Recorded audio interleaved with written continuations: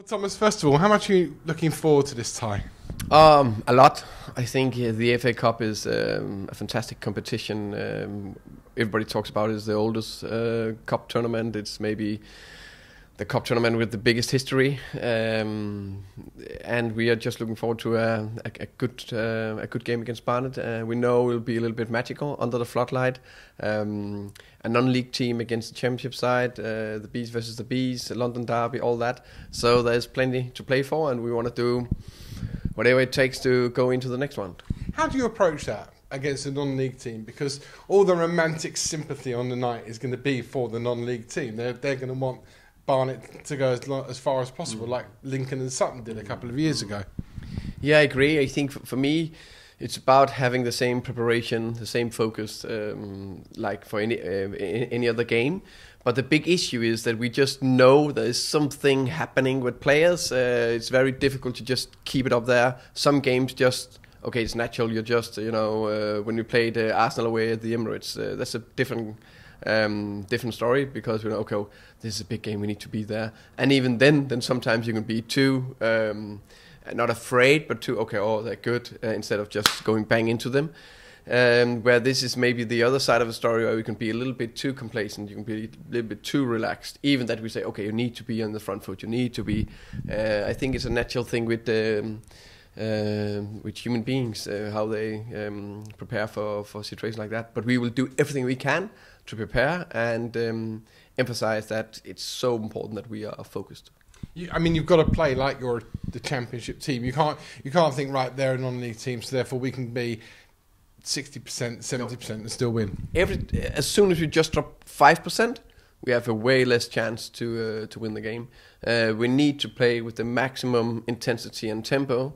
If we do that, then we know we have a very good chance to progress to the next round. If we don't, it will be a very long night. And you're in decent form now. I think when you came in after Dean left to go to Villa, by your own admission, probably the form was maybe even dropping off by that stage, but you did have a difficult couple of months, but now you're in good form. Yeah, now in good form, and it's pleasing. It's been a tough times for all of us, but it's pleasing that all the hard work we're putting into it, even in the bad form, and doing everything we can to turn it around, all the hard work that pays off now.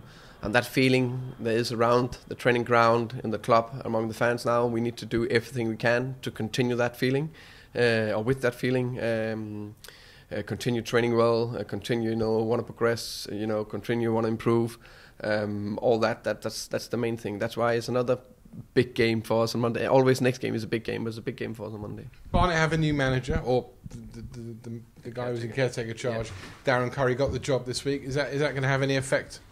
I think he's done well. The last 5 games he's been in charge, 3 wins, 1 draw and 1 loss, and they only lost the last game because they have the goalkeeper sent off after 5 minutes. So I think Darren have done a good job so far. We watched them and we know they play good football against Sheffield United.